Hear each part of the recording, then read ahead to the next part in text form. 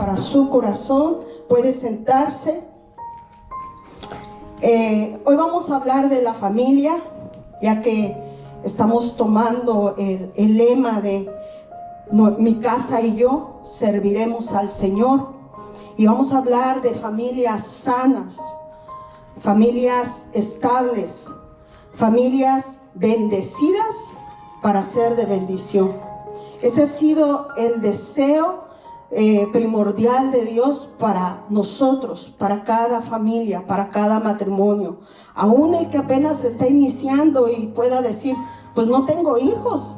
No, pero al casarte, al traer tu pareja, tu matrimonio ante Dios, estás iniciando ya una familia, y con el favor de Dios y su bendición tendrás hijos, tendrás hijas. Y hay una base, una importancia por la cual Dios ha formado la familia. La familia es la base de salud y de bendición para una sociedad, para una comunidad. Si no hay familias, no se forma una sociedad, una comunidad. Si las familias están sanas, habrá una comunidad sana y habrá una sociedad sana. Así que la familia es muy importante para Dios, y lo más importante es que sea sana, que viva de su bien, que viva de su paz, que viva con su bendición y que reciba todas las promesas que Él ha dado en su palabra para cada uno de nosotros, y cuando tenemos una familia. ¿Cuántos dicen amén? Así que últimamente hemos estado escuchando frases como hogares disfuncionales o relaciones tóxicas. Una y otra vez eso se está escuchando mucho en estos días. Ambas frases parecen ser la modalidad ya para describir un hogar, para describir una familia o una relación dentro de la familia, pero eso no es normal. Y nosotros como hijos, como hijas de Dios, no debemos aceptarlo como algo normal, como una situación o una condición normal en una familia. La familia disfuncional es aquella donde los padres no han sido capaces de proveer lo necesario para que los hijos crezcan sanos y seguros, tanto físicamente como emocionalmente. Mientras que una relación tóxica es aquella en donde ambas o una de las dos partes sufren en esa relación, no son felices, no disfrutan el formar esa relación o esa familia el uno para con el otro. Las dos cosas nos están mostrando algo, una enfermedad ahí, una situación que no ha sido el deseo y la voluntad de Dios. Las dos cosas pueden ser restauradas, pueden ser sanadas. Las dos cosas pueden ser quitadas. Esa enfermedad, esa situación en una familia puede ser quitada si nosotros nos apropiamos de la palabra de Dios, nos aferramos a Dios como la única fuente de bendición y de ayuda para nosotros, y le creemos y empezamos a tomar ese caminar, ese inicio, ese volvernos a Dios. Yo lo he testificado y no me canso de testificarlo, que mi familia, mi matrimonio, la condición de mi familia era esta. Las dos cosas existían ahí. Estaba totalmente enferma y mis hijos, aunque eran pequeños, no podían tener esperanza en un futuro, de un buen futuro, de una buena juventud, y después en su madurez de tener un buen matrimonio, un matrimonio sano o una familia sana. Así que viene la palabra de Dios a mi vida, a mi corazón. Alguien oró por mi condición, por la situación de mi familia, y me testificó de lo que Dios podía hacer, y me testificó de lo que Dios había hecho en su vida. Yo creí esa palabra, la tomé para mí, y yo dije, si hay esperanza y si hay salida, yo la tomo, yo la quiero. Y el propósito de Dios para que usted, hermano, y yo la iglesia, estemos en esta tierra, estemos en la ciudad de Watsonville o donde quiera que Dios nos ha permitido estar, es para que nosotros llevemos este mensaje de esperanza y le hablemos a las familias y les digamos a los matrimonios: tu situación y tu condición tiene solución, tiene salida, tiene esperanza, y esa está en Jesucristo, en su palabra. Aleluya, yo lo recibí y hoy mire, después de 18 años, ya 19 casi, estamos aquí. Por la gracia de Dios, por su amor, pero que no solo ha sido para mí o para los que estamos con Dios, sino es para todo el mundo, para todo aquel que en Él cree y reciba su palabra. Así que yo le invito, crea y reciba su palabra. ¿Qué ha pasado entonces si hay familias que están enfermas o que son incapaces de vivir en paz, bien y bendecidas? ¿Qué ha pasado? Que se le ha dado la espalda a Dios si una vez ya se le conoció y se le recibió. Que se le ha dado la espalda a Dios y no se ha querido buscarle ni conocerle. Que se le ha dado la espalda a Dios cuando hemos entendido que no hay otra fuente, que solo Él tiene la guía para nosotros en su palabra, para vivir acorde a su voluntad y recibir sus bendiciones, pero aún así hemos sido indiferentes y no hemos hecho nada. No nos volvemos a Dios y no hemos buscado esa ayuda que solo Él nos puede dar. Moisés, en su último sermón, antes de que el pueblo de Israel entrara a la tierra prometida, él proclamó la fe en un solo Dios, que solo Él le había salvado, que solo Él le había libertado de la esclavitud en Egipto y que solo Él podía llevarlo a una tierra prometida ya para ellos, dada ya de palabra de parte de Dios para ellos, pero que tenían que entrar ahí, una tierra que fluía leche y miel. Leche y miel son bendiciones. Tener paz en el matrimonio, tener seguridad como mujer, como hombre, ser prosperados en el empleo, tener salud, tener fuerzas cada día, tener la alegría de disfrutar cada uno de los días que Dios nos permita vivir en la tierra, de disfrutar cada uno de los hijos que nos permite tener, de disfrutar el poder tener una relación de esposo a esposa o de esposa a esposo. Esas bendiciones, esa promesa. Y yo le voy a pedir que vaya a Deuteronomio capítulo 6. Vamos a estar versando desde el versículo 1 hasta el 9, lo que dice la palabra de Dios, y que Moisés le hablaba al pueblo de Israel. Él les mostraba a un solo Dios, y esto sucedió con Israel como con ninguna otra nación en el mundo, y fue para fijar ahí de Israel ese ejemplo de Dios hacia Israel y de Dios después de Israel hacia nosotros los gentiles, para que nosotros tomemos esto, lo vivamos, lo practiquemos y que tengamos y le demos la importancia de la obediencia a los mandamientos de su palabra, porque estos son con el propósito de mostrarnos que sí se puede ser una familia sana, que sí se puede ser una familia funcional conforme a la voluntad de Dios para nosotros. Vaya conmigo, ¿cómo dice? En el nombre del Señor Jesucristo, versículo 1. Estos pues son los mandamientos, estatutos y decretos que Jehová vuestro Dios mandó que os enseñase, para que los pongáis por obra en la tierra a la cual pasáis vosotros para tomarla. Como le digo, Moisés estaba hablando esto al pueblo de Israel. Israel, como nosotros, tenemos la encomienda de ser familias sanas en medio de una sociedad pagana que adora a otros dioses. Hacen de su Dios la televisión, el entretenimiento a través de él. Hacen de su Dios cosas materiales, hacen de su Dios la inteligencia y mucho conocimiento, pero eso no es el todo. Moisés le estaba diciendo al pueblo de Israel: oye Israel, Dios es un solo Dios. A Él lo necesitas, de Él depende. De Él depende tu vida y tu éxito a esa tierra a la que Dios te va a llevar. Aférrate a Él, sírvele a Él, adórale a Él. Y le dio la encomienda de que se mantuviera sano, que mantuviera familias sanas en medio de esa influencia de idolatría a otras cosas. Diga a su hermano o a su hermana que está ahí al lado: con la ayuda de Dios nosotros lo lograremos. Y dígale: ¿y ahora? ¿Y cómo?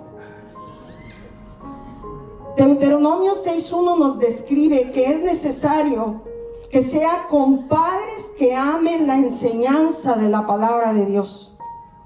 Moisés usó 3 palabras en este primer versículo. Mencionó mandamientos, estatutos y decretos.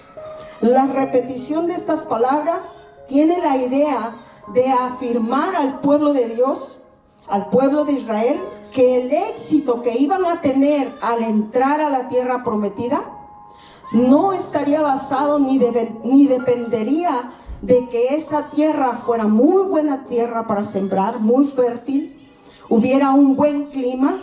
No dependería su éxito en que fuera un terreno amplio.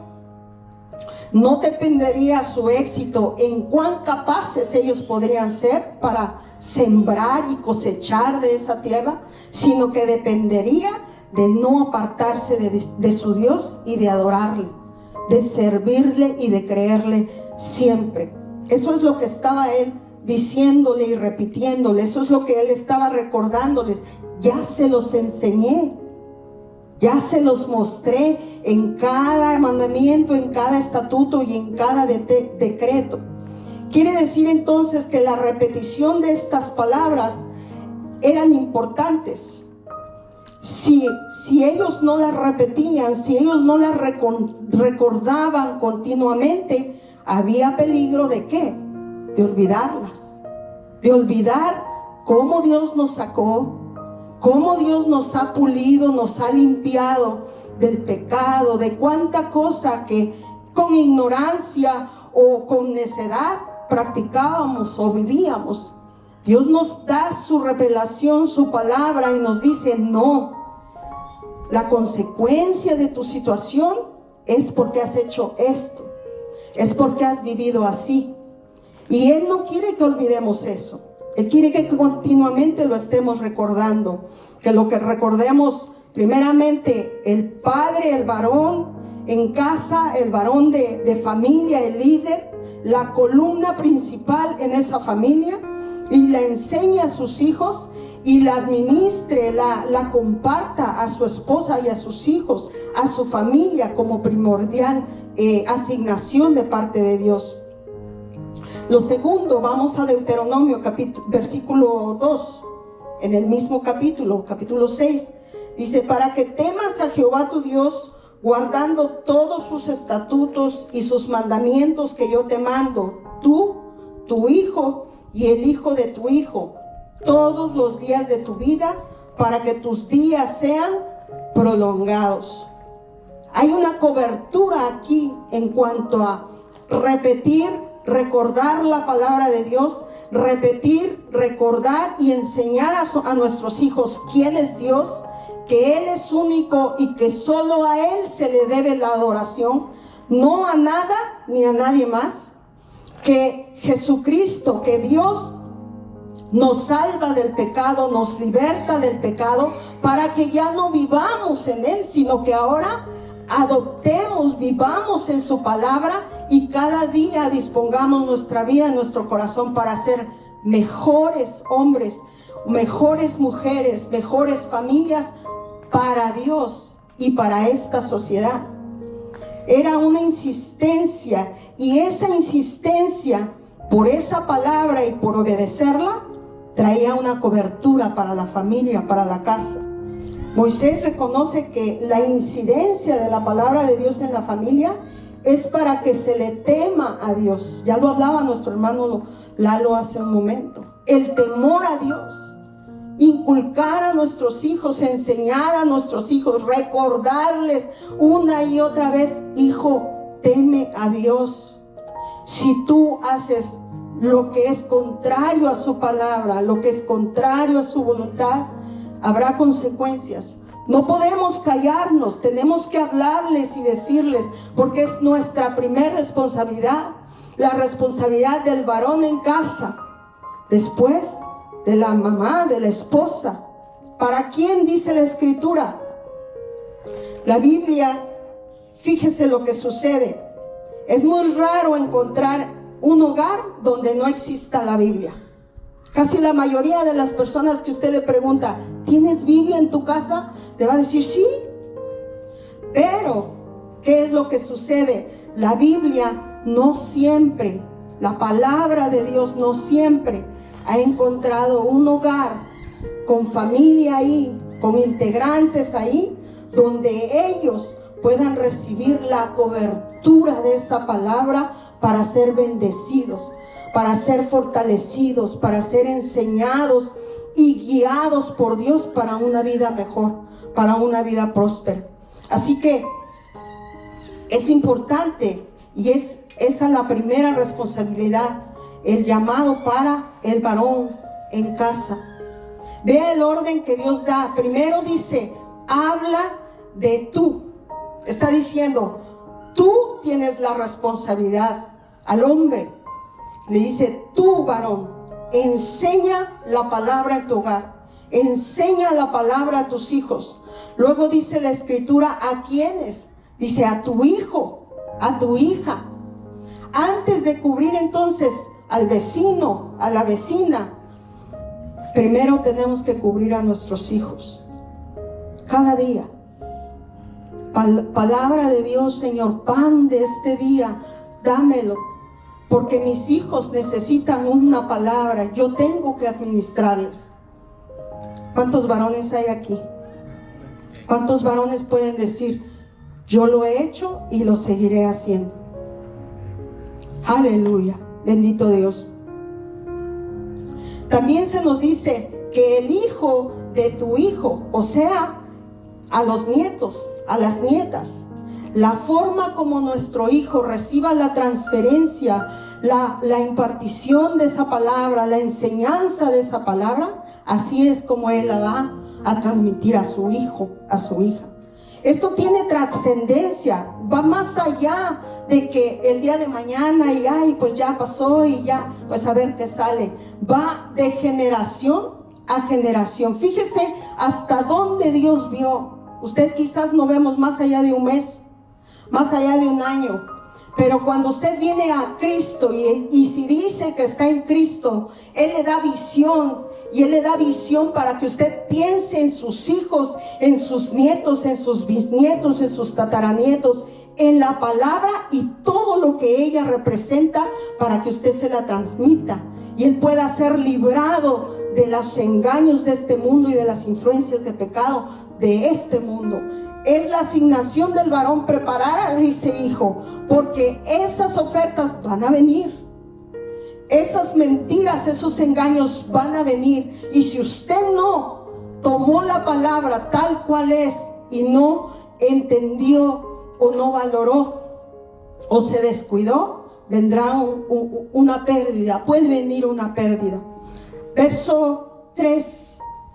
Oye pues, oh Israel, y cuida de ponerlos por obra para que te vaya bien en la tierra que fluye leche y miel, y os multipliquéis como te ha dicho el Señor, el Dios de tus padres. Aleluya. Hay un resultado.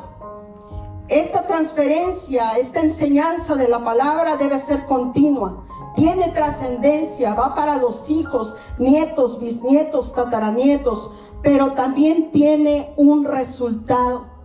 Dios dice que no es hombre para que mienta, ni hijo de hombre para que se arrepienta. Nos ha dado promesas y Él ha de cumplirlas, pero nosotros tenemos una responsabilidad también para con nuestros hijos, para con nuestras generaciones, para con nuestra ciudad, para con nuestra sociedad ya como familia. Bendito Dios. Así que Dios nos asegura que si ponemos por obra su palabra y la transmitimos, el resultado de obedecer será para que tus días en la tierra sean ¿qué? Prolongados. Hoy en día en la internet, en cuantas cosas y medios de comunicación se habla, oímos o hasta buscamos cómo tener más larga vida y mejor vida. Y mire, la Biblia ya nos los había dicho desde hace muchísimo tiempo. Dios tiene ahí ese secreto para nosotros. Observemos otro resultado, dice, para que te vaya bien. Entonces nos va mal cuando desobedecemos la palabra de Dios. Y todo hijo, toda hija, ya le decía yo, debe ser advertido de esto. Hijo, yo te enseño la palabra, yo te comparto, te he compartido el testimonio del Dios al que he creído y del Dios que por la fe en Él a ti te ha bendecido.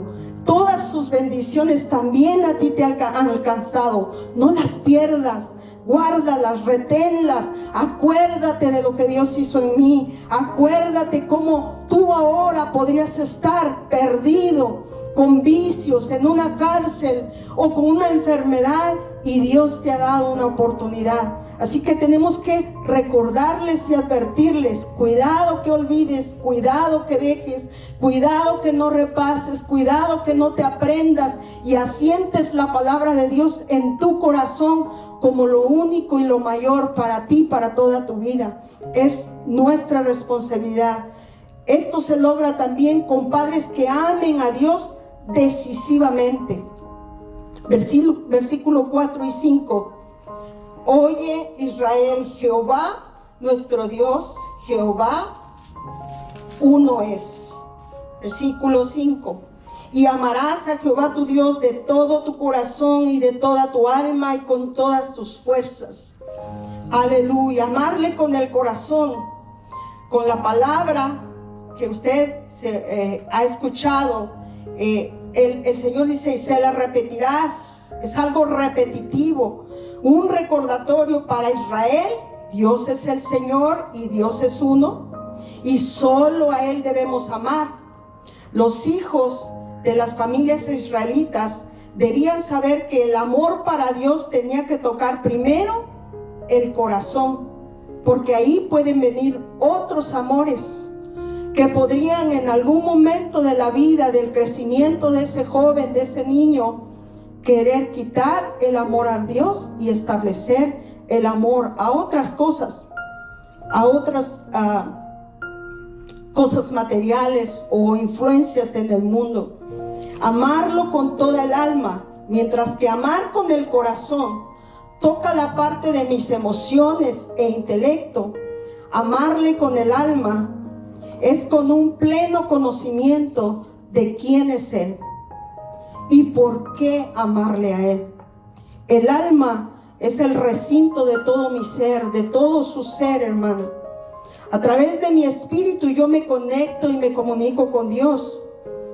Y Él, por su Espíritu Santo, mora en mi cuerpo para que éste sea templo de Él. Por medio del alma yo le amo. Usted le puede amar y puede llegarle a amar con mayor intensidad si usted lo desea. Cuando decidimos amar a Dios con toda el alma, estamos quebrantando nuestro orgullo y el deseo propio de buscar nuestra propia gloria. Morimos nosotros y damos lugar a la vida de Dios en nosotros, en nuestra vida, en nuestra familia. Este amor no es fácil, porque demanda sacrificios, demanda compromiso, demanda ser decididos, demanda valentía, demanda estabilidad, firmeza. Su palabra dice esto y así se tiene que hacer. Dios manda esto, Dios espera esto de mí y yo lo tengo que hacer. El primer ejemplo de la palabra vivida en obediencia en el hogar, vamos a ser nosotros, los padres. Y ese hijo aprenderá esa obediencia y esa decisión de servir, de temer, de adorar a Dios por lo que ve en nosotros como padre, en la familia. Así que es de vivirlo. No es de solo repetirlo, enseñarlo y que se la aprendan y que me la digan de memoria. Es que yo primero la vivo y ellos la ven, la leen en mi vida, la palpan en mi vida. Y es innegable para ellos cuando ellos están equivocados o cuando ellos están haciendo neciamente su forma de vivir, porque continuamente mi vida les está recordando: hija, hijo, vive para Dios, obedécele y témele, vuélvete a Dios y vuélvete a su palabra, ya te lo enseñé, acuérdate cómo es. Dios es amor y tú practicas como padre ese amor y le animas a tu hijo. Ya te equivocaste, hijo, ya te equivocaste, hija. Dios te perdona y Dios te restaura. Porque usted y yo no los podemos juzgar, no somos quien para juzgar ni a nosotros mismos. Hemos fallado, quizás sí, pero Dios es un Dios de misericordias que dice que la renueva cada mañana. Y si nosotros le buscamos y enseñamos a nuestros hijos, a nuestra congregación, a volverse a Dios, Dios estará ahí para ellos y para nosotros. Aleluya, amarle con todas las fuerzas. ¿Qué relación tiene una familia sana con esta manera de amarle? Es que yo no puedo decirle a Dios que lo amo si no lo demuestro. Debemos enseñar a nuestros hijos que estamos prestos a invertir nuestras fuerzas para servirle a Dios. Deuteronomio versículos 6 y 7. Y estas palabras que yo te mando hoy estarán sobre tu corazón y las repetirás a tus hijos y hablarás de ellas estando en tu casa y andando por el camino y al acostarte y cuando te levantes. Y las atarás como una señal en tu mano y estarán como frontales entre tus ojos, y las escribirás en los postes de tu casa y en las puertas. Bendito Dios, no hay otra forma más rápida de aprender sino por la repetición. Se dice que para formar un hábito hay que repetir algo voluntariamente hasta hacerlo ya de forma automática. Esto es un diario vivir. Un diario leer las escrituras, un diario meditarlas, un diario aprenderlas para nosotros poder después enseñarlas. Hermano, hermana, este es el llamado de Dios para nosotros, para la comunidad, para las familias, para que sean sanas, pero inician en usted y en mí, inician en la iglesia, inician en que nos pongamos las pilas y nos volvamos a Dios. Si hay algo que tengamos que nuevamente volver a empezar, nuevamente a hacer, Dios hoy nos está dando la oportunidad. Esta preparación que usted está recibiendo por la palabra es para que entienda, crea, reciba que Dios le da el ejemplo. La escritura nos habla en Lucas capítulo 2 versículos 40 y 52 y nos da el ejemplo en el mismo Señor Jesucristo. Él nació en carne, fue nacido como bebé, como criatura, creció como niño, creció como adolescente, y las escrituras nos hablan en el Evangelio que Él vivía sujeto a sus padres, que Él obedecía a sus padres. Por supuesto, sus padres practicaban la palabra, temían a Dios, repetían la palabra, meditaban la palabra, pero el ejemplo lo da el Señor Jesucristo, que siendo Dios, escogió esos seres humanos imperfectos para que lo educaran, lo formaran, le enseñaran la palabra, le enseñaran a meditarla.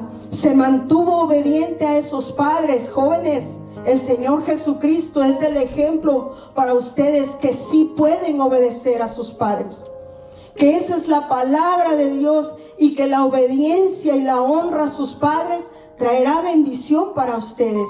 Él lo puso de ejemplo hasta el último momento, y Él dice que practicó la carpintería, la aprendió de José. Por seguro José, su padre, le hablaba la palabra al enseñarle el oficio. Ahí se mantuvo el Señor Jesús, al lado de su padre, al lado de su madre. y cumplió su misión, cumplió su propósito, darnos salvación.